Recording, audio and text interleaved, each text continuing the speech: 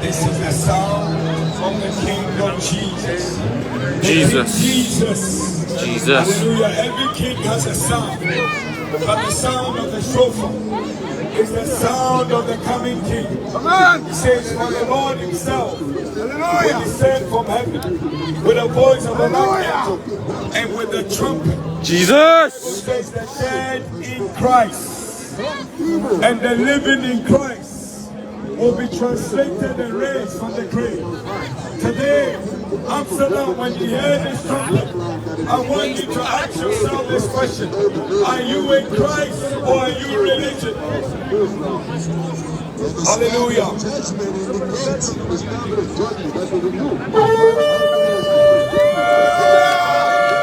Jesus! King Jesus! Jesus! The Lord of Lords, Jesus!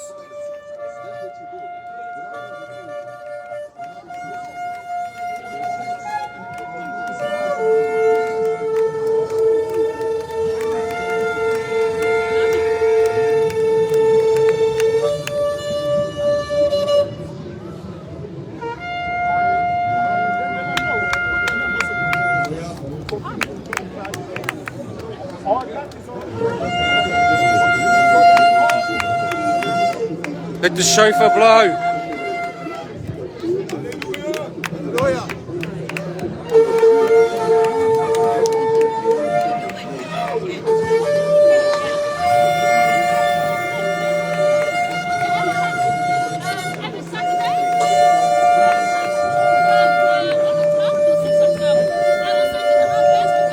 Jesus! Hallelujah! Glory to God. Friends, in John chapter 2, he said, blow the trumpet in Zion. But today we're blowing the trumpet in elsewhere. The Bible says, Preach! sound the alarm in my holy mountain. But because of the grace of our Lord Jesus Christ, we can sound the alarm and on a holy mountain.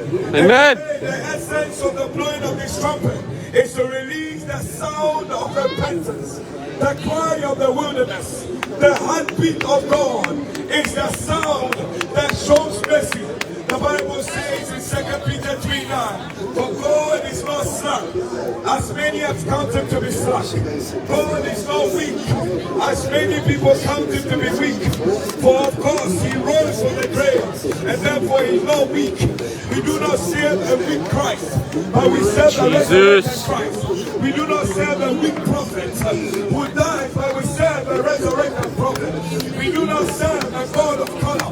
We serve a God of love. Preach! A God who is spirit. A God who is love. Come on! Today, my friend just said, we might be backing, but we don't fight. And friends, we're backing because the Bible says, lift up your voice like a trumpet and let the people of Amsterdam know their sins and their transgression. Tell them that the kingdom of heaven is at hand, for the king is coming. He will not come to die for you and like a baby in the manger. He will not be kneeled for us on the cross again. Preach! But he's coming with a white horse. He's coming as a roaring king. He's not coming as a lamb that takes away the sins of the world, but he's coming with as a roaring lion, coming to take judgment against all unrighteousness. For the Bible declares that the wrath of God is revealed from heaven. It is not revealed from Mecca. It is not revealed from the east, nor from the west, nor from the south. But the wrath of God, it comes from heaven, and it comes against all unrighteousness.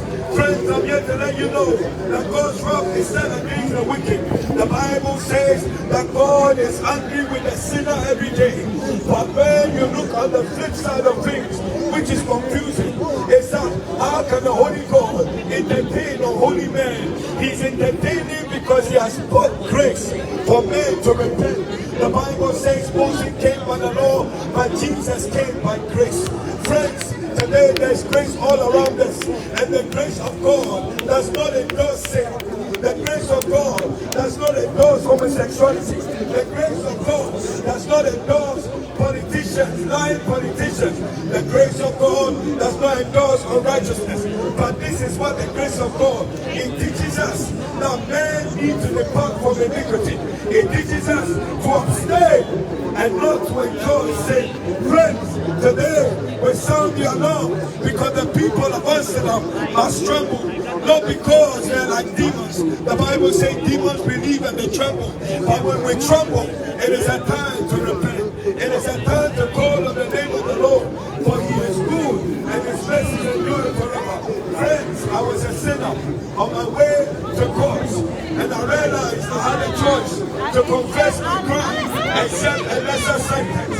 And I realized if I told them, change crimes and confess Jesus! to prison either way, but there was a higher judge, and he dwells in heaven. He's a merciful judge. When we confess our sins, he is faithful and just to forgive us and cleanse us from any unrighteousness. Friends, today you might have committed some sins, but there is a God in heaven who will show you mercy. And there is a God in heaven who will show you love. He's a God in heaven that doesn't reject those that come to him. The Bible says, you will by no means cast out those that come to him. Therefore today, while there is life, while there is mercy, come to the Lord. His arms are open. Friends, before it's too late, come to the Lord, because you can sleep tonight and never wake up. You can sleep tonight and never wake up. But the question is this: where will you spend eternity? Friends, there are many of us in Amsterdam. We have insurance for our phones. We have insurance for our cars. We have insurance for our homes. But many do not have insurance for their souls. That is why many are selling their soul to the devil, thinking they can find eternal life insurance in this life. They find insurance for the things of the world that are perishable. But there is an insurance that God gave through Jesus Christ. That when a man has his soul insured, he's insured into eternal life. He ensures his seat.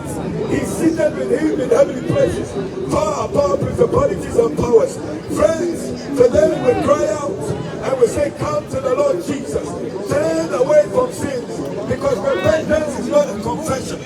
As many believe repentance is a confession, many think that confessing Jesus is repentance. Confessing Jesus is not repentance. Repentance is standing away from sin and pursuing Jesus. Friends, I realize there are many religious repentance. Many Muslims have repented unto Islam. Many Buddhists have repented unto Buddhism. But there is a repentance that Jesus gave. He says it's called repentance unto life. It is about life. God did not send his son to make you a Jew. He didn't send your son to make you a Protestant. He didn't send your son to make you a Buddhist, a Muslim. But he said it's only because the son that you may have everlasting life. In this everlasting life, you can have your name written in the book of life. In this everlasting life, you can have your sins forgiven. In this everlasting life, you can have your sins remitted, friends. In this everlasting life, you can have your name written in the book of life. In this everlasting life, when the trumpet blows, those that have life of Jesus in them will be raised from the grave. It's this everlasting life that when the trumpet blows, those who are alive and have eternal life will be translated to meet the Lord in the air. It's this everlasting life, my friend, that Paul spoke about, that in the twinkling of an eye we shall all be changed by the power of the everlasting life. We'll receive immortality. If you have everlasting life, you receive an incorruptible body. If you have everlasting life, it is this everlasting life that gives us access to the presence of God. Preach! It's this everlasting life that makes us the truth. Come on! That is why we don't preach. Hallelujah! Religion doesn't give you everlasting life. It doesn't give you forgiveness of sins. It gives you a religious membership and a religious identity. But when a man be in Christ, he's not new in religion. He's a new child. All things are passed away, and behold, all things become new. Friends, maybe you think you've received Islam, you're a new man. No, you are still an old man, because the old man is still alive and cannot die except you get baptized and rise into the newness of life.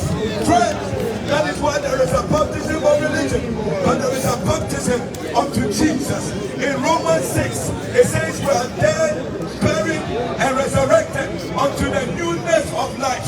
Friends, even the baptism of Jesus is life. His salvation, He gives you His life. And His breath He releases upon us His life. And today we come preaching repentance unto life. Repent, Amsterdam, and receive everlasting life.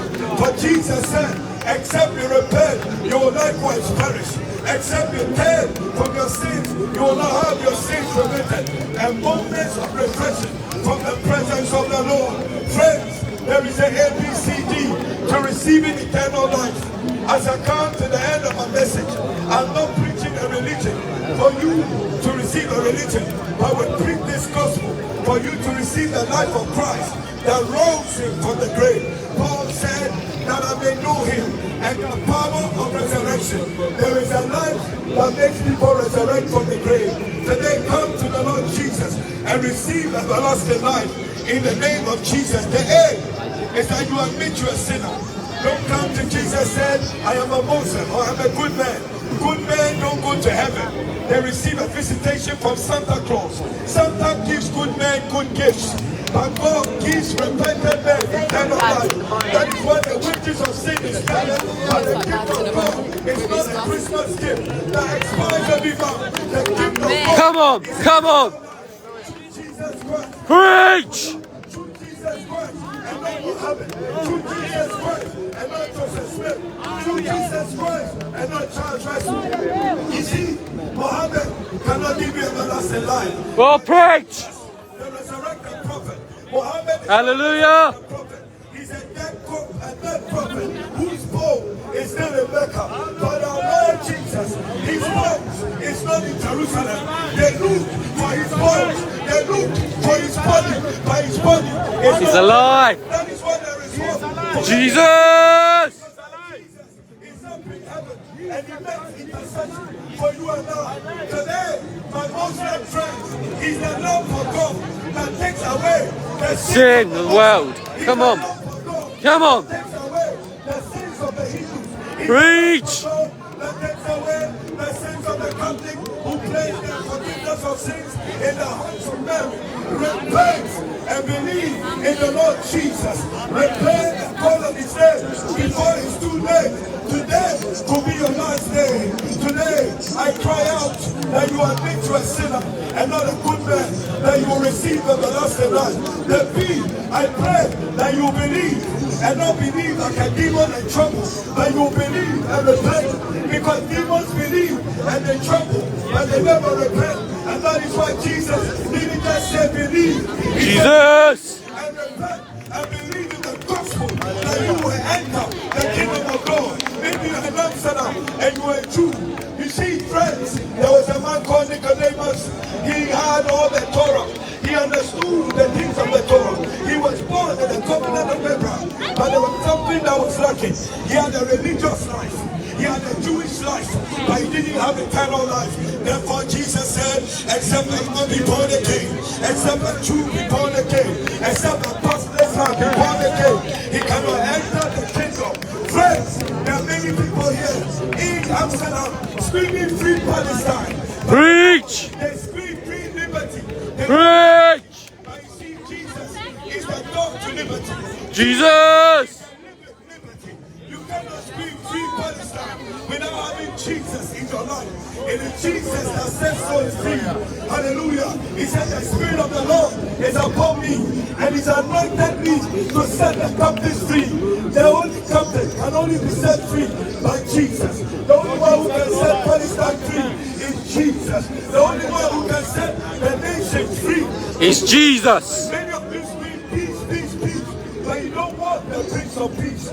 Many of us, you don't have a problem receiving prayer, but you don't want the Jesus who will pray about. I've been around the world. The Spanish people will receive prayer, but they will not receive Jesus. There are many people who want prayers, but don't want Jesus. He's the one that answered prayer. He's the bread of life. He's the living waters. Today, as we end this message, we want you to confess your sins and confess Jesus as your Lord and Savior. Amen. And the thing is that you deny yourself. Jesus. The Bible says, as I come to the end, that Jesus said, except you deny yourself and pick up your cross and follow me, you will likewise perish. Friends, when I was that guy, I wore the cross and I was still fornicating. I wore the cross and I was dealing in drugs. I wore the cross and I was a prostitute. I wore the cross because it drew my way bad luck sometimes. I wore the cross because I thought it was a charm. I never placed my faith on the person that was up on the cross. I wore it like the Pope, but yet I was a sinner. I wore it, but I never carried it. Friends, there is a difference between wearing the cross and carrying the cross. Friends, there was a difference. I have decided to Follow Jesus. I've decided to follow Jesus. I've decided to follow Jesus. Yeah. Hallelujah. Say the cross before me, the cross before me, the It will world be behind me, the cross before me, the world behind me. Come on, somebody about the cross before For me, world behind me. no turning back, No turning back. Yes. I have decided to follow Jesus. I have decided to follow Jesus. I have decided to follow Jesus. I have it back. Preach! Jesus is above me. Jesus is for me. Behind me. Jesus is for me. I'm running back. Hallelujah. Behind me. Jesus is for me. And behind me. Jesus before me. Right behind me. Jesus before me. I'm running back. Turning back. Behind me. Come on, saints. Jesus before me. Jesus before me. Jesus behind me. Jesus before me. I'm turning back. I'm turning back. Satan behind me. Jesus before me. Satan behind me. Jesus before me. Come on. Jesus behind me. Jesus before me. You're turning back. Turning back. Hallelujah. Hallelujah. Jesus. Yes. Hallelujah. The Bible says, for the God endured the cross for you. He endured the cross that you will be saved. I will be saved. Today, my friends, all we're saying is pick up your cross and follow Jesus. Yes. For the kingdom is at hand. Repent up to the Come on. For the kingdom of heaven is at hand. We sound the alarm for the last time that all men everywhere will repent and be converted and receive the Jesus. Jesus. Jesus.